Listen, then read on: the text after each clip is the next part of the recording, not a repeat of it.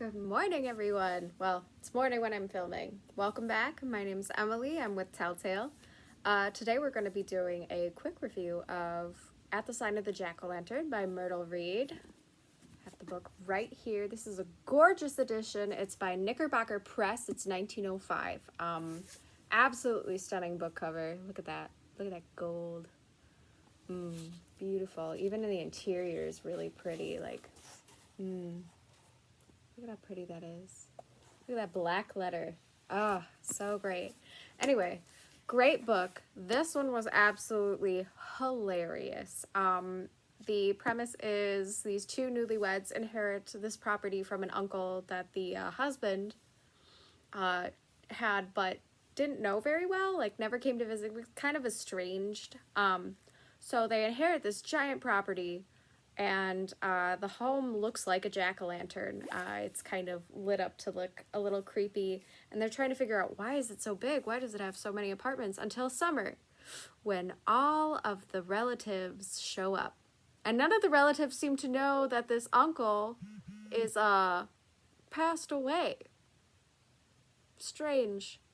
So it's just this really kind of cute, hilarious, absurd comedy about this newlywed couple who never met any of these cousins or this uncle who passed away, inherited this property, and suddenly has to deal with all of these relatives showing up to this house and not leaving, even when told to.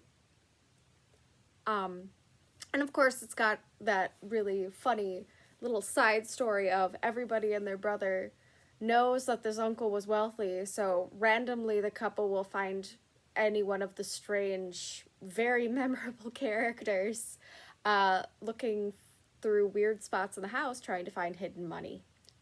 They don't really know that's what they're doing. They're just think they're really odd people, but throughout the whole thing, these family members are trying to figure out what they've inherited from this dead uncle now that they found out he's passed away. So they keep like looking through the house and trying to find valuable stuff, and it's just so funny and absurd. A little bit of a fantastic element to it. You don't, when I looked up this book, because I chose this to read this one, it was under a fantasy category. Really doesn't have a lot of fantasy to it. You don't know that anything paranormal is actually happening. So it was a little disappointing because it didn't have as much of a fantastic element as I wanted, but it made up for it for memorable characters, really great world building, because I mean, it's, you know, it seems like a Victorian era kind of book. Really, really, really funny social situations. Just a really great overall well-written piece. Myrtle Reed really did a nice job. She tends to write more of the like romance stuff. This had a little bit of romance in it, but not till towards the end. Most of it was just dealing with the absurd and super memorable characters. Like, one of the characters, she's been married 7 times. They all died. And she can't get married an 8th time because she got a plot from her father as her first wedding present for 7 spots.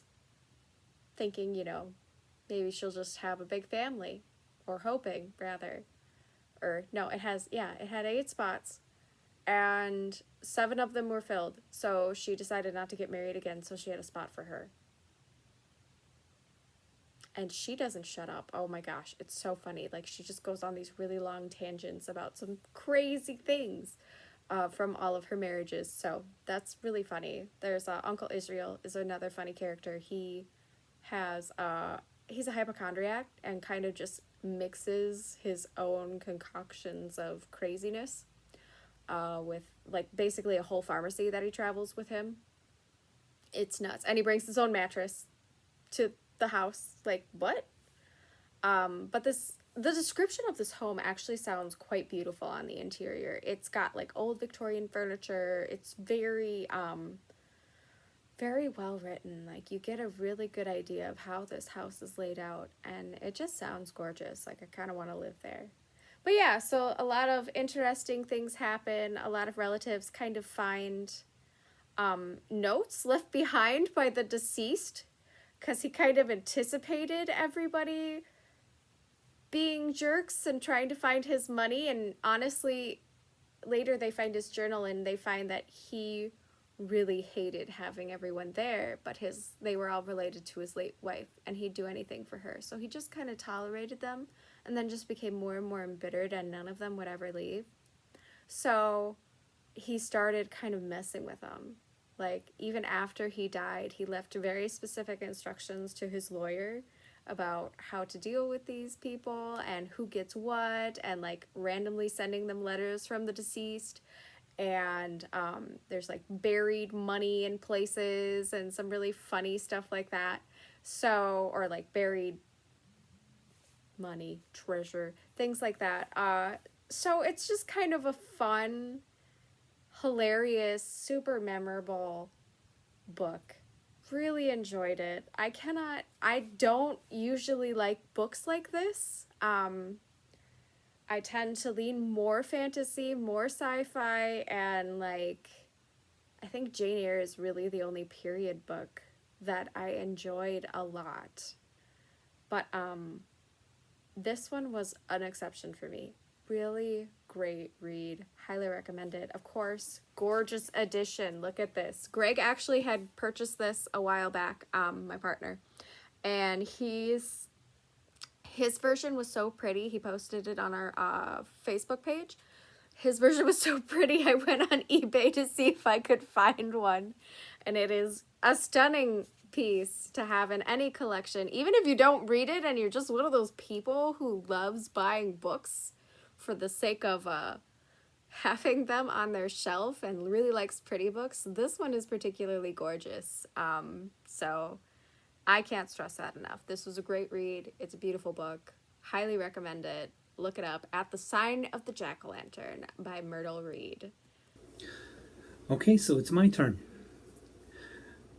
Emily is the one that came across this book, and she downloaded the copy from the Gutenberg project, the digital copy of it, and wanted us to read it as one of our Telltale projects. And so I thought, because I've been kind of interested in this lately, I thought I would look up to see if it was available as an original copy, and if so, how much it was. Because this is not an author that I've ever heard of. Emily has never heard of her before. She's not very well known today. Her books are out there. And this one, as you can see, we both found editions in really good shape online, and they weren't all that expensive. I was surprised. I picked that copy up for, I think, $27. And it's in good shape. And it is a beautifully designed book. The typography inside is really nice. I don't think Emily showed the title page, which surprises me because it's got a cat on it. And a cat plays prominently in the story. I forget the name of the cat. But this cat is kind of weird. It was apparently killed and buried, but it came back to life. And so there are some hints at supernatural elements in this story, but originally we were thinking this was going to be a haunted house story. I was thinking, because it was described as a comedy where these people inherit this old mansion and there are mysterious things going on. I thought first thing that leaped to my mind was the Ghost of Mr. Chicken, the old Don Knotts movie where he spends a night in a mansion to prove that it's not haunted, and it turns out it seems like it is haunted, but it's actually people trying to chase people away. And that was one of my favorite comedies growing up as a kid. And I thought this book was going to be a lot like that. But the supernatural elements are almost non-existent. They're very, very, very little, but that doesn't matter. This is a really good screwball comedy. And I'm amazed that this has never been filmed. It would fit right in there. I could see this being made in the 30s or 40s with Cary Grant. Would have been a great movie. Some of the comedy, I mean, it starts right off. This newlywed couple inherits this house from his uncle, and they move in, and they want to burn. They don't have any money. The only thing they have is this house that was left to them, and the first thing they want to do is take all the furniture outside and burn it. Absolutely wacky. Why do they want to burn all the furniture? Why don't they sell it and raise a little money since they need it so bad? So, and it just gets wackier from there as each of these relatives of his uncle's wife's family start showing up, and they're all basically gold diggers. They're looking for the uncle's fortune, hoping to cash in. And just more and more people just keep showing up and keep showing up and keep showing up, and the guy in this story, he's trying to write his book. He thought he was going to have peace and quiet at this old house where he could spend the whole summer writing a book and selling it, and absolutely no peace and quiet for him. It turns into just this huge party with all these people coming and interrupting. He does get his book done, but not without dealing with a lot of relatives. This book isn't high literature. This isn't James Joyce. This isn't Sylvia Plath. This isn't Ernest Hemingway. This is just a fun, entertaining comedy book. That's probably why it hasn't been remembered so well. That's probably why time has not been so nice to Myrtle Reed and her books, is that they aren't anything more than light reads, really. But they're a lot of fun. They're so enjoyable. Even today, the fact that it takes place in the past, the fact that it was written in the past, the book was first published in 1902. I don't know about Emily's, but my edition is the fourth edition, published in 1910. And the fact that it is set in the past doesn't really cause the book to feel dated. It feels like just an enjoyable book. It seems natural. It doesn't feel like an old book. It feels completely contemporary. If I were to criticize this at all, I would say it's the fact that the characters are a little too stereotypical, not really deep enough. I don't think that hinders the book at all. It's still very enjoyable. It just could be more literate if it had deeper characters and some kind of deeper meanings. But it doesn't have to have that. A book doesn't have to have those things to be read and enjoyed. And this is one that if you just enjoy reading, if you want something light, if you want something comedic, this is an excellent book for that. At the Sign of the Jack-o'-lantern by Myrtle Reed. Like I say, you can get a digital copy off the Gutenberg Project for nothing. If you have an internet connection, you just download it and read it. You can get a really good condition copy. Like I say, this is 4th edition, $27. Not that expensive. You'll pay almost that much for a bestseller today. It's a really good read. I got a quote from it. Like I say, there's no real meaning to this book, no higher purpose to this book, no message, but I did get a good quote from early on in the book. This one character states, and he seems to distrust anybody that reads books. And the quote is, "Educated folks has to have books to keep them from losing their education." And I thought that was funny. Just a very good example of what you're going to get in this book. Is some great screwball characters. Go out, find it, read it, come back and tell us what you think. Tell us about other Myrtle Reed books if you go out and try any of her others, or try anything else.